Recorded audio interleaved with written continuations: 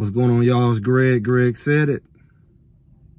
Back with our Sunday inspirational motivation. This is our second of the day. You know, we had our live early today, and we talked about, you know, the changes in the NCAA and how that could benefit Colorado.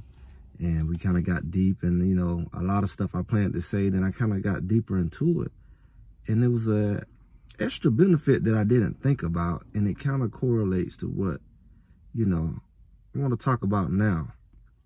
You know, one of the things that Colorado has had against them is the lack of experience. Well, this experience in the players, when they were young or they were, you know, backup players, or just experience as far as being together, you know, with a lot of transfers, but not only transfers, a new coaching staff.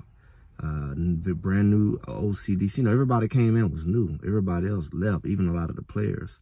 So, you know, people have to learn to work together. That's not an easy thing for a lot of people, especially people with prestige and, I would say, egos.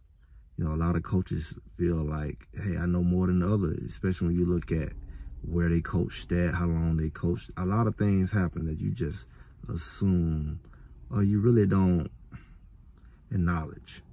And a lot of that had to be going on. A lot of we know what's going on with Colorado as far as the chemistry between the coaches. Like, coaches clash, but the more time you deal with a person and understand them and know their strengths and weaknesses, you can work better with them, typically.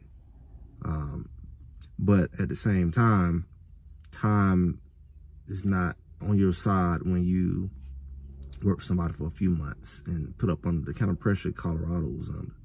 So that has always been their weakness. It's still their weakness, in a sense that, yeah, some players from last year stayed over. This is the second year for most of the coaching staff, but even this year, they have a brand new offensive coordinator, a brand new defensive coordinator.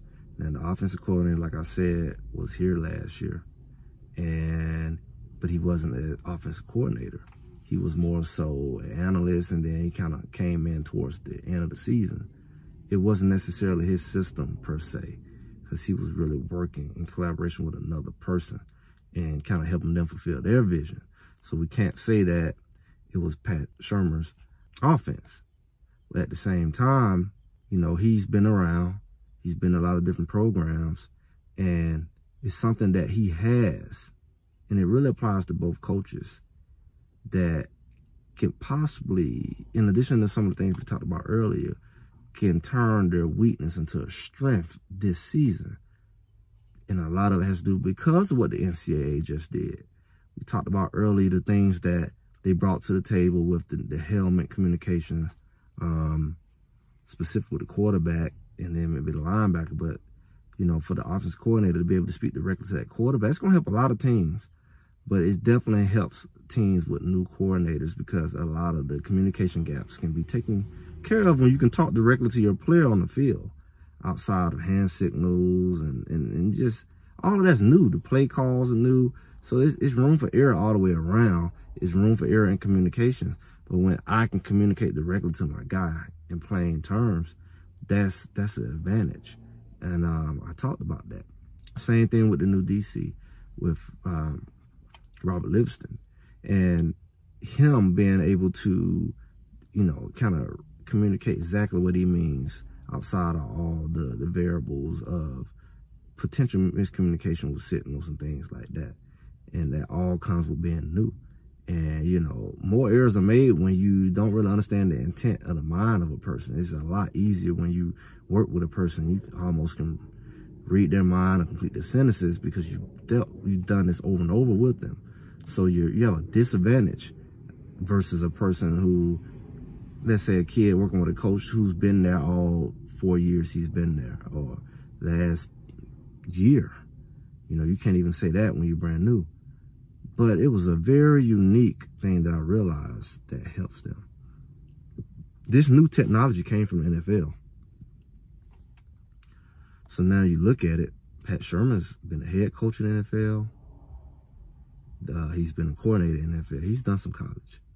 Robert Livingston primarily only been in the NFL.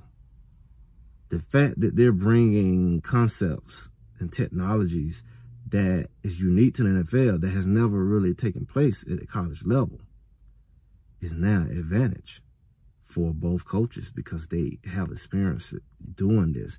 The learning curve is not going to be on their end because they're familiar with using the head communication. They're used to using the tablets on the sideline. They're even used to working with a 2-minute warning in their in their offense and their defense. That has not been done in college. So, when you introduce something new to people, it's usually a learning curve. And it's going to be a learning curve one way or another, but it's a learning curve for coaches and players who've never done this before. But now Colorado has coaches that are new. The disadvantage is they're new, but they have the advantage of using these systems. They have the advantage of using the helmet communication, which is a curve in itself, because we see that happen, the struggle with, quarterbacks, at the next level. They used to have to look to the sideline and do all that and signs and all the shenanigans versus, focus on the man in your ear while you're trying to think. It's a process. It's adjustment when you have never done it. And that's going to help a lot of quarterbacks, going forward to the NFL. They're going to have some experience with it. But this season here, the advantage is going to be for these coaches who don't have to go through the learning curve. The players are going to have to, but not both the coaches and players. Both of the coordinators on this team have experience doing it. And, some coaches don't. They've only been at the college level. Or they primarily been at the college level, or they're a little rusty. They haven't done it in a long time. And maybe haven't done it that long. A lot of coaches go to NFL for a few years and they spend, primarily, their time in the college level. Both of these coaches have spent significant time in the NFL. Therefore, I found the advantage. A lot of people have not thought about it, but this is an advantage because now they can spend more time doing what they need to do as a new coach than have to figure that out. A lot of coaches, especially they're not technically sound, it's going to have a hard time adjusting to that or even want to use it because they're going to, I'd rather use the old school method. How people all when change come. They slow to adapt to change. And being that, communicating to the player, that's going to be new. Using the tablet. And what if you're not that good with the tablet or don't know all the features? It'll take you a while to get used to doing it and perfecting it. They don't have to worry about that as much.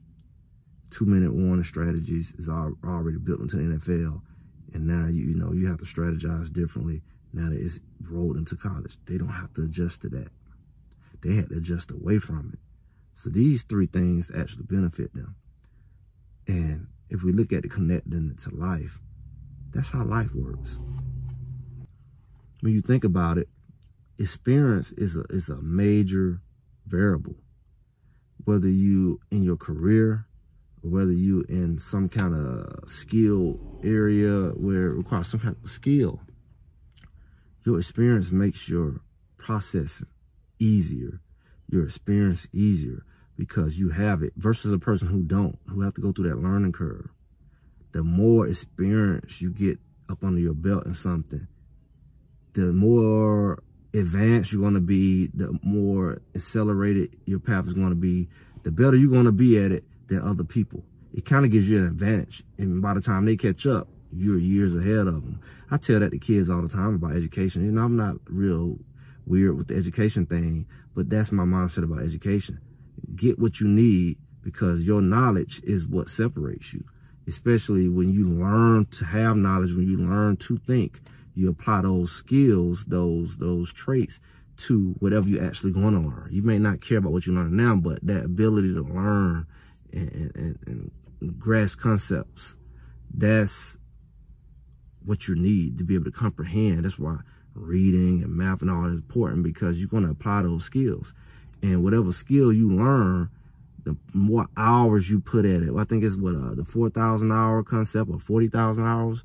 It's a concept where the person with the most hours in something is usually the expert. And that expert is the one who everybody got to pay and got to come to because you're just way better at it. That football player who's really good, he usually put a lot of time into it unless he just has freakish supernatural gift. But outside of sports, it's typically that person who put a lot of hours and a lot of time into something that has the advantage. And when you have that advantage, you have the advantage financially. Well, people have to pay you. Well, people have to go through you and seek you out because you're the person who got the experience. Experience typically pays off. And I always tell people, you know, try to get something where you put that time into it, where your experience will work for you. You got to put in that time. When I started doing these videos, I had to learn a lot of things and put in that time. And it's more than about getting subscribers and, you know, views and things like that. But just the more you do something, the more experience you have, the better you are at it, and the more you can add to it. You can start doing different things, editing wise, and different, you know, apply different softwares or whatever. But you can't just jump in doing that till you get that experience. And the people who've been doing it, you can tell the difference. Even from what I'm doing, you can tell the difference in me doing this now, and I continue to do it. Years from now, it's gonna look different. I have a different experience. And that exposure and all those different things is what makes everything, I guess it's the dividing factor. It's the great denominator. And that's what I believe with Colorado. I think these coaches' experience, especially with these new rules coming in, is gonna help them even more. But we'll see. Remember, Greg said it. Make sure y'all like, share, subscribe, and I'll talk to y'all soon.